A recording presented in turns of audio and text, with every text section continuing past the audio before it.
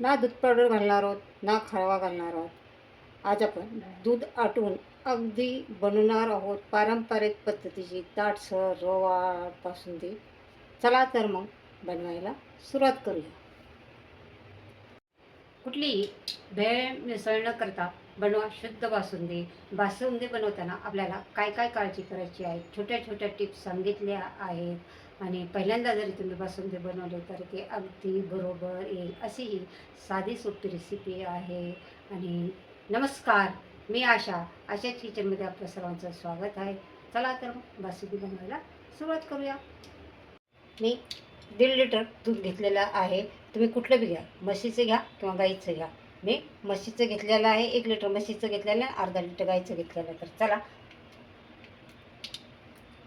आता आपल्याला एक पसरट भांडं घ्यायचं आहे. तुम्ही कढई पण घेऊ शकता, पातेलं पण घेऊ शकता आणि त्याच्या बुडाला थोडंसं पाणी घालायचं आहे. तर पाणी घातल्यामुळं आपलं दूध खाली चिटकत नाही आहे. आणि याच्यानंतर आपल्याला याच्यामध्ये जे आपण दूध घेतले ते दूध घालायचं आहे.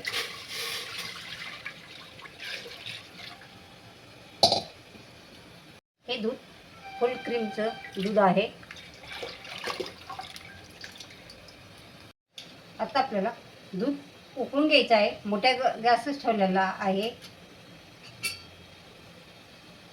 हे पहा, आपलं आता दूध वरती आलेलं आहे आणि आपल्याला हे आता हलवून घ्यायचं आहे.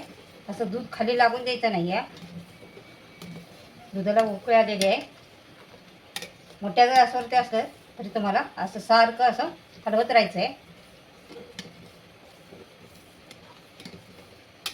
साईडला पण असं लागून नाही द्यायचं आपल्याला.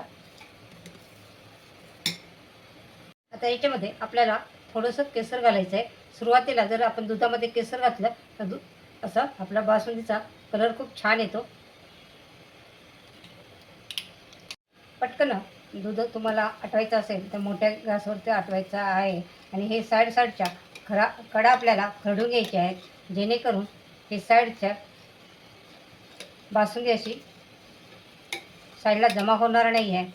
आणि दुधामध्ये जर ते साईडचे मिक्स झालं तर दूध आपलं लवकर असं दाटसर होतं.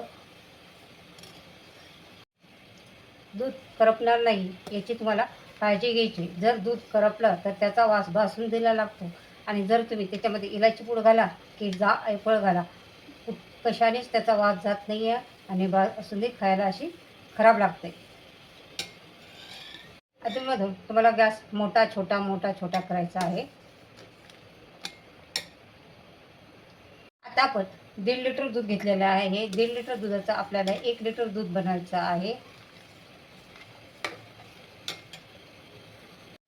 15 ते 20 मिनटं तुम्हाला गॅस मोठा करायचा आहे, अधूनमधून कमी करायचा आहे.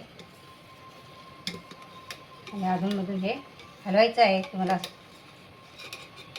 हे सगळं काढून दुधामध्ये घालायचं आहे. त्याच्यामुळं आपली बासुंदी अगदी रवाळ आणि दाटसर अशी तयार होणार आहे आणि लवकर घट्ट होणार आहे. फक्त आपल्या आवडीनुसार आपल्याला याच्यामध्ये ड्रायफ्रूट्स घालायचे आहेत. एक काजूचे काप आहेत, बदामाचे काप आहेत, पिस्तेचे काप आहेत. हे ड्रायफ्रूट्स आपल्याला याच्यामध्ये टाकायचे आहेत.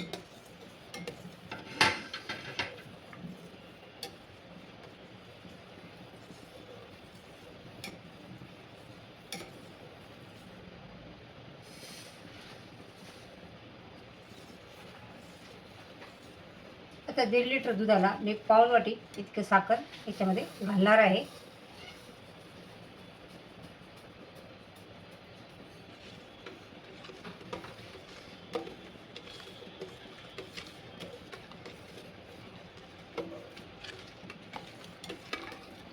आणि हे चांगलं मिक्स करून घ्यायचं आहे. आणि साखर घातल्यानंतर साखरेला पाणी सुटतं. परत पुन्हा दूध आपलं पातळ होतं. परत थोडंसं 5-6 मिनटं चांगलं उकळून घ्यायचं आहे.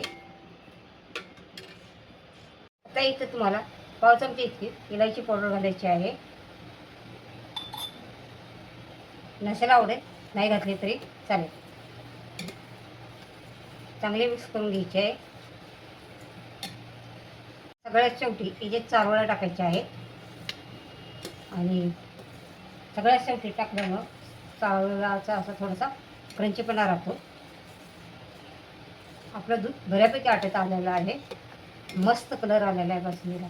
मस्त बघा किती छान कलर दिसतोय.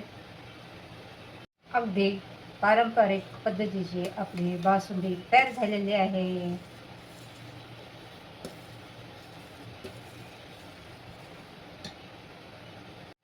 आपल्याला आता बासुंदी एवढीच घट्ट ठेवायची आहे, कारण ते थंड झाल्यानंतर अजून घट्ट होईल.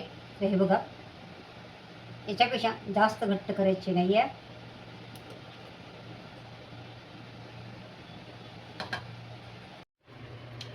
आपली दाणेदार रवाळ अशी बासुंदी तयार झालेली आहे. हे पहा, मस्त कलर पण आलेला आहे. मस्त दाटसर झालेली आहे बासुंदी.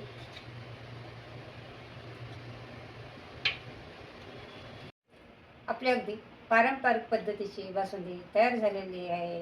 ही बासुंदी खायला खूप टेस्टी लागते आणि ही बासुंदी तुम्ही गरम गरम पण खाऊ शकता, थंड करून पण खाऊ शकता. तर ही बासुंदी तुम्ही नक्की करून बघा. बासुंदी करायला अगदी साधी सोपी आहे आणि अशाच किचन चॅनलवरती नवीन असेल तर चॅनलला सबस्क्राईब करायचं आहे, रेसिपीला लाईक करायचं आहे. पुन्हा आपण भेटणार आहोत नवीन नवीन रेसिपी घेऊन. तोपर्यंत बाय बाय.